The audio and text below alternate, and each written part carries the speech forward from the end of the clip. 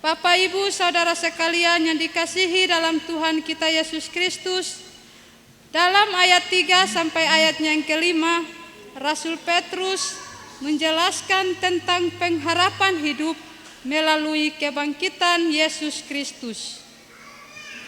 Petrus mengingatkan bahwa kebangkitan Yesus Kristus memberi harapan baru bagi orang percaya, bahwa mereka akan dilahirkan kembali atau kematian tidak menjadi akhir bagi orang percaya.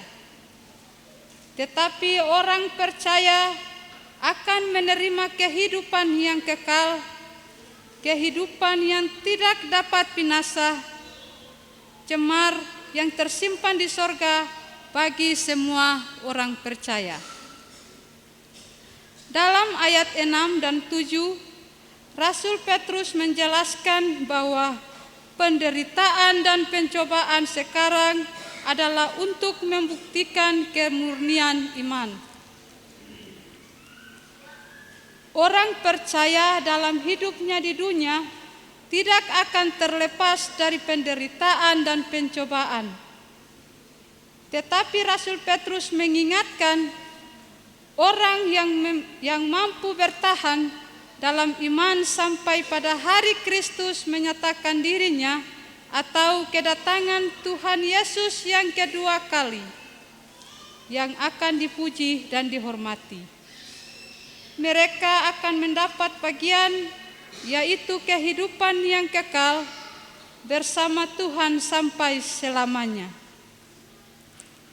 Ayat 8 dan ayatnya yang ke-9, Rasul Petrus juga menjelaskan bahwa tujuan beriman adalah keselamatan jiwa di dalam Tuhan. Rasul Petrus juga mengingatkan bahwa percaya kepada Yesus Kristus adalah cara untuk menyelamatkan jiwa kita.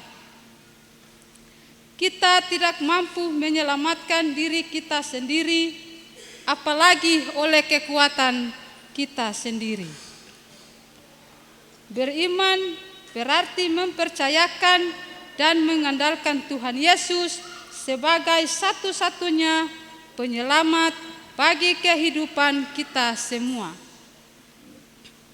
Bapak, Ibu, Saudara sekalian yang saya kasihi dalam Tuhan kita Yesus Kristus, ini menjadi jawaban dari pertanyaan kita sebelumnya.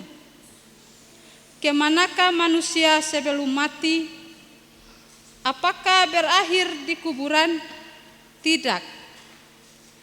Firman Tuhan hari ini menyatakan bahwa manusia tidak berakhir di kuburan, tetapi akan ada kebangkitan tubuh, kebangkitan Yesus Kristus yang menegaskan akan kuasa Tuhan Yesus, bahwa Ia berkuasa atas maut dan juga tubuh. Karena itu akan ada kebangkitan tubuh bagi kita semua yang percaya di dalam Tuhan. Bapak, Ibu, Saudara-saudari sekalian yang saya kasihi di dalam Tuhan kita Yesus Kristus, jaminan hidup kekal sudah diberikan oleh Tuhan Yesus melalui kebangkitannya, memberi harapan bagi kita semua tentang hidup yang kekal.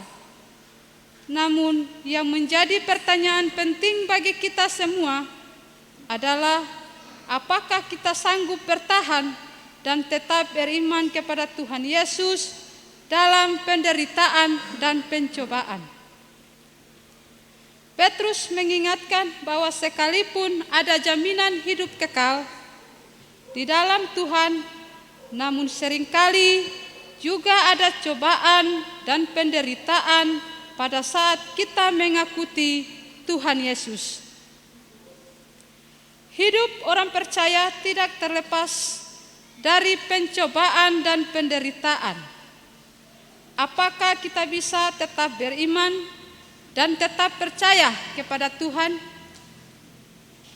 Bagaimanakah supaya kita tetap beriman kepada Tuhan di tengah-tengah penderitaan dan pencobaan hidup.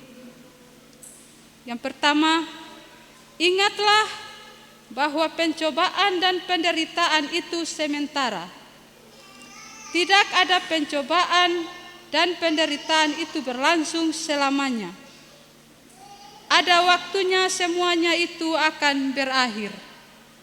Pada saat kita mengalami masalah, iman kita mulai lemah dan putus asa. Bahkan ada yang mengambil jalan pintas dengan cara membunuh diri, memakai narkoba, atau mencari hiburan negatif lainnya. Sebagai orang percaya, kita tidak boleh menyelesaikan masalah dengan cara-cara yang Tuhan tidak kehendaki. Percayalah, kalau matahari saja terbit dan tenggelam, maka pencobaan dan penderitaan juga akan berlalu. Yang kedua, berpeganglah pada pengharapan yang diberikan Tuhan melalui kebangkitannya, yaitu hidup yang kekal. Ada kehidupan kekal pada saat kita dapat bertahan melalui penderitaan dan pencobaan, yaitu kehidupan yang kekal. Jangan mengganti kehidupan kekal dengan hal-hal sementara atau kesenangan duniawi.